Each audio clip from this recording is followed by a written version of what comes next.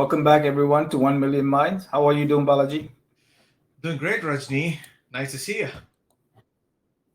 It is. It is beautiful summer. We're enjoying it. There's so much, as usual, happening in our AI world. Just a lot of things happening in the world, I should say, but AI Right. world. And I mean, it's just interesting how things have changed in the last couple of weeks about, just the when it comes to AI or crypto. I know we don't talk about politics here, but just saying a lot of things as investors or entrepreneurs that you should be aware of and where the world is going so you can kind of plan for it. So that's, I think, it's like the broader theme that I want to talk through today is we see now two camps coming up on every issue, and I just wanted to bounce some things off you, some topics, and see where we as a team land on some of these ideas.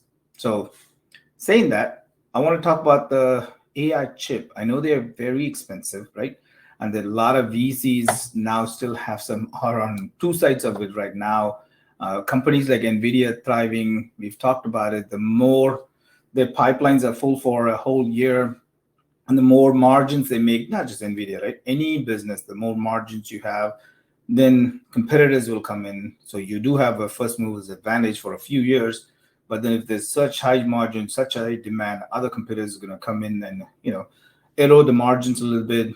Some people are willing to take 80% of the product at 50% of the price, whatever, right? So those are the things that are going to happen, but not anytime soon. But there are other competitors coming. So even though companies like Nvidia are thriving, because as we talked through, CPU based cloud is being replaced by GPU based cloud systems. So there's a lot of infrastructure play. uh, VCs are doing that, companies are doing that, they're all hoarding it because they all want their own. They don't want to be dependent on somebody to do this. So my real question is, even like a A16Z, they are hoarding this. I don't say hoarding, they are accumulating chips to hand out a piecemeal to their investment companies. And then the other side, Sequoia is preaching caution because I think we have enough chips. Let's see if there's really they almost have equated to like a Charmin in a pandemic. People are just holding like there's no tomorrow. More things are coming. Let's work on actual companies that are making revenue to justify these investments, right? So that's where the business or a couple of big VCs are. I would say split. They have different opinions about where we are. What do you take on it? What do you think where we are with this? Well, I'll start with the second portion. That's the meme that goes around in the Twitter these days, saying, "Hey, internet may be just a fad." This is again in 2000, British Daily Mail, I believe. So I think to an extent, yes, it seems like a lot of people are trying to build it and they'll come type of take approach like that, right? And it is Mhm. true in many aspects because the people are trying to see where the productivity is.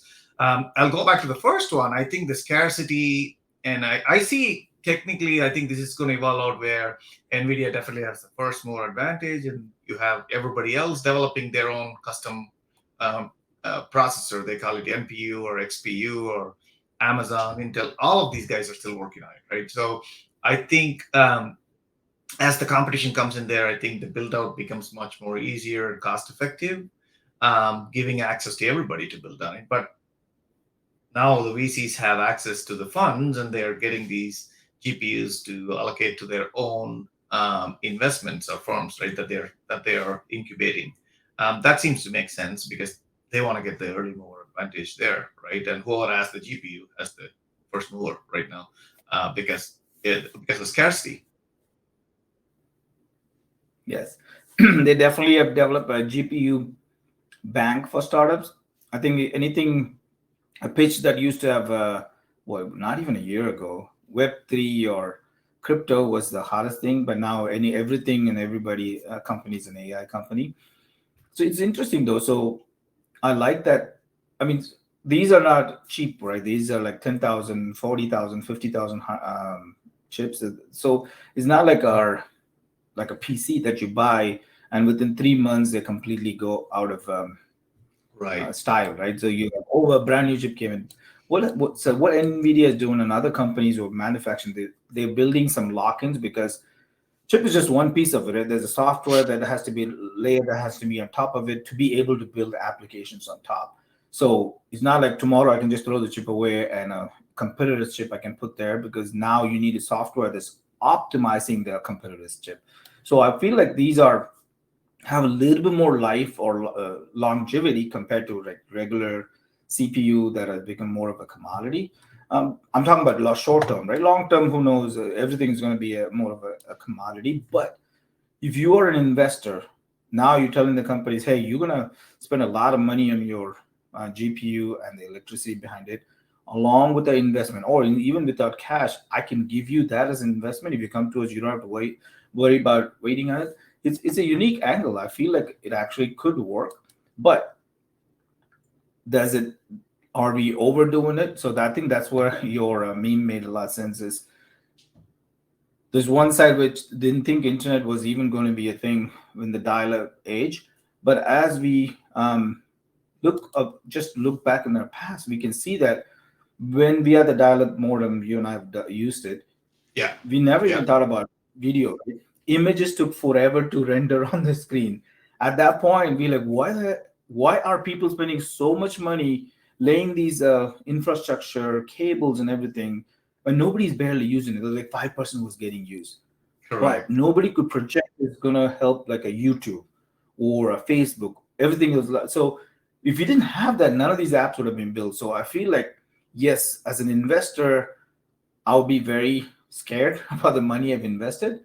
But as an entrepreneur and somebody who's in the space, this gives you so many opportunities for apps and um, new businesses that we don't even know how we could use the infrastructure. So I feel like we can make a decision about it right now. But 5, 10 years from now, we still don't have any valuables. We don't have an Amazon. We don't have a Facebook. Yes, then this is all for nothing. But I'm a techno optimist, so I feel like we can't see everything. But as it stands now, if you take a snapshot in time, $700 billion investment in infrastructure, and we don't have a lot to show for it. There is definitely a big delta to be covered. Right. I think one of the things you want to compare and contrast, Rajni, I mean, think about, I mean, the only parallel I can draw is how they built out the blockchain, right? I think when you started, they made these chips, and then the complexity of the problem kept increasing, right? Whatever the Bitcoin mining or whatever, the difficulty kept increasing, and they had to bring more powerful and more powerful chip. Even in that case, I think because it's kind of a currency, they made money and they figured out the math and stuff like that.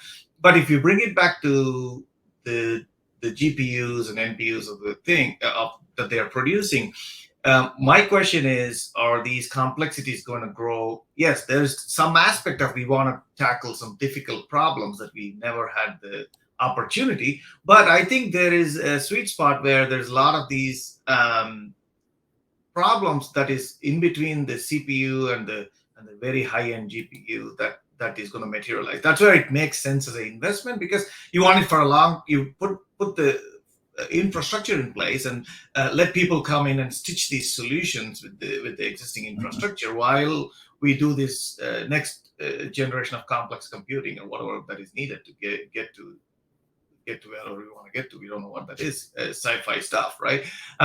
So it makes sense. I think it's a kind of investment. It's not like you dump a whole lot of money on the hardware and then it's going to get phased out within a few months, right? Because there's still a lot of productive work that can be extracted, and it's waiting for builders to come in, the entrepreneurs to come in and stitch those solutions together. Agree. But I guess just to kind of wrap this thought, right?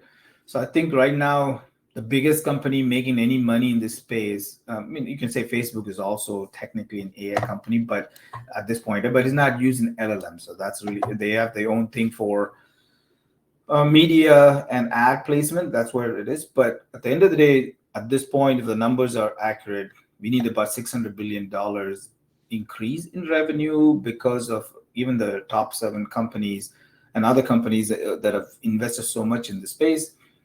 And we have OpenAI projected, or 3.4 billion is what, it's very good money, but it's not 600 billion. I think that's the amount we need to make from all these investments to make it worth the ROI.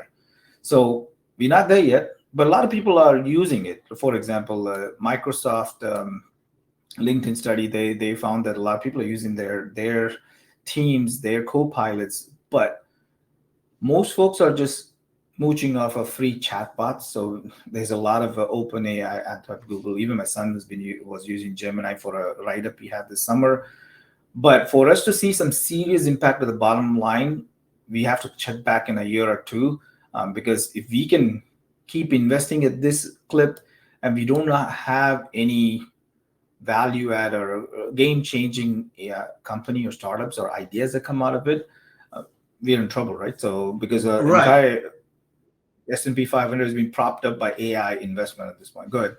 Right. I think we are getting a glimpse of the multimodal aspect of things. I think that's where I think real impact people are going to start connecting, right? Like from text, now we are going to move to audio and video and photos and other modalities of interaction, right? And again, yes, granted, it's not fully there. These systems don't read your emotions or interact properly, but these are getting built right now. So in the future or the near future, probably the modality of how we interact with the systems is going to have a completely different interface, right? And that's what at least I believe, that's going to bring me into paying more, because now I have discovered a completely new way, just like the iPad revolution or iPhone revolution or touch screens, right? Now we are going to have this camera taking care of everything. You can just sit there and express things in the natural way, right? That probably will bring in some more people. Correct. I think we need some ease of use for it to cross the chasm, right? Because a lot of early adopters, whether it's kids or people who are on the cutting edge, are using it. But for it to become mainstream and everybody and basically replace workflow, it needs to be easier interface to use. Yes, to your point, chat is okay, but it's not as natural as a voice or just having a conversation like you and me having. Right. If you can get it to this interface working, I feel like the adoption and actual reality of using some of these will improve, right? Yep. So